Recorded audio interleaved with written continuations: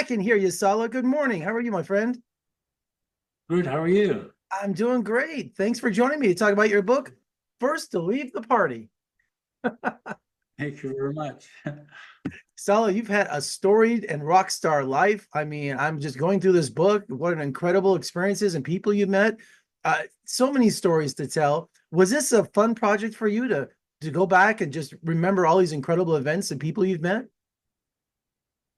Well, thank you, first of all. But yeah, I started posting a little bit here and there on social media. When someone's birthday, I would say something, um, and during the pandemic, and I had some health issues, so I was in a hospital, and I wanted to do little tributes to different people, and then everybody said it should be a book. It should be a book, and so we kept the book as well, short chapters about different people. They could read one at a time, and you don't have to go through the whole book to find out a bit about me and a bit about them. So we wrote it consciously that way, and it was a great project. Brought back great memories. And Salah, not one career can describe your life. Entrepreneur, philanthropist, art collector, movie insider, activist. I mean, I'm exhausted just reading your list of credits. Yeah, which has been most fulfilling for you in your life? Was there one of those that stood out more than others? I'm a great husband, a great father, and a great uncle. So And my family daughters. comes first, is what you're saying, Salah. Yeah, I mean, I think I've been able to do a lot of stuff I never thought I would do. People, yeah. But my family's also a chosen family of a lot of people that I surround myself with, and help out wherever I can. And how did a trip to Paris in the late 80s, how did that change the course of your life? Well, I was going with a married man on the Concorde. It was my 30th birthday, and we went to a couple of parties, and I realized I met Yves Saint Laurent and a couple of other celebrities. One person said they waited too long to have children, and I hadn't believed in marriage, period, let alone gay marriage. And things started to change about how loving and caring, they were to each other. And on the trip back, I decided I don't want to be hiding my sexuality. I don't want to be having sex in parks. I don't want to have anything anonymous anymore. And I wanted a long-term, a life partner who takes care of me. And I found my husband, Jacob Bjerrex, who also was my nurse during dialysis. We had dialysis at home for 7 years, and we've been together for 18 years. Oh, that's beautiful. And Wonderful. then at our wedding, at the end of that, I had this little well-known, not little-known singer you might have heard of, Katie Lang, sing at our wedding. I So read that she performed. I've seen her in concert twice, but you got a private concert at your wedding. That is just an amazing story. yeah, what a voice, incredible. I mean, just and in a small venue at the 519 at Community Center, I helped rebuild. And we did a fundraiser on the Sunday for them, and Saturday night she sang at our wedding. And she mixed up the songs for each night, but it didn't really matter. No one else knew.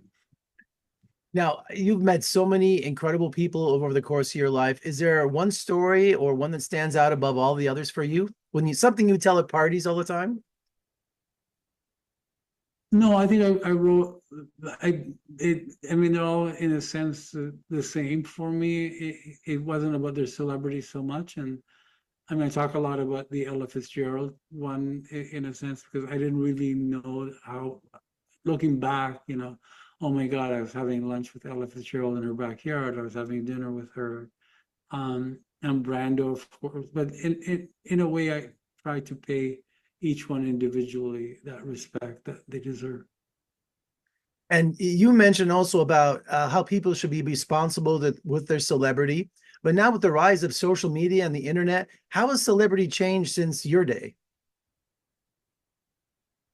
Well, I mean, you really need to look at what they've done with their celebrity, how they've empowered other people, what they've done with foundations. Well, Elizabeth Taylor spoke out about AIDS and had an AIDS foundation before anyone else.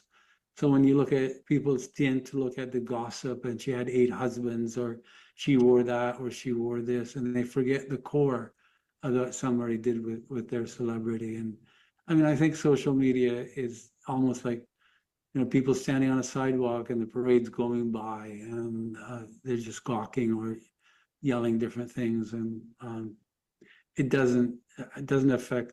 I don't read reviews of different people's movies or different things unless it's a critic or someone I respect and what I want to see. And even the great critics like a Pauline Kael, she would see what there is. A movie may be terrible, but she would say, see magic just to see Ralph Richardson's performance in it.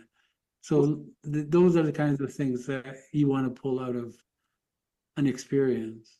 Well, I'm the biggest film critic. I've been a film critic for 25 years, Salah. So hopefully you'll someday say that I'm one of the great film critics. That would be a great honor. Well, I dropped the film critic reference because I know you're a great film critic. Oh, thank you so much. You know, being Generation X, I remember growing up watching Elizabeth Taylor fighting for her AIDS Foundation and bringing awareness to this. But you say that there's a lot more to do, isn't there? And you actively work with the AIDS Foundation and your own, don't you? Yeah, I work with ones in the US, in LA, and in New York, and I work with one. I co-founded the Canadian Foundation for AIDS Research, which is similar for the American Foundation. And I knew Matilda Krim, who ran it through Orion Pictures, because her husband, Arthur Krim, was head of Orion. And it's still a stigma. There's still testing kits. We still need to know our status. Stigma worldwide. There are not drugs in a lot of countries. It's still, you can be punishable by death in like 70 countries, or it's illegal. Not by death, but illegal in 70 countries, quite a few of them by death. Yeah, we still have one step forward, seems two steps back. First to leave the party. It's available now, bookstores, Amazon, wherever books are sold. But thank you so much for joining me today. You have an amazing life, and I'm sure there's a lot more left in you to do, isn't there? I hope so. Well, Thank you thank for you so having me. much. Oh, well, come visit us in Las Vegas soon. We'd love to have you. I'd love that. Wonderful. Thank you so much. We'll talk again soon. Thank you. Take care.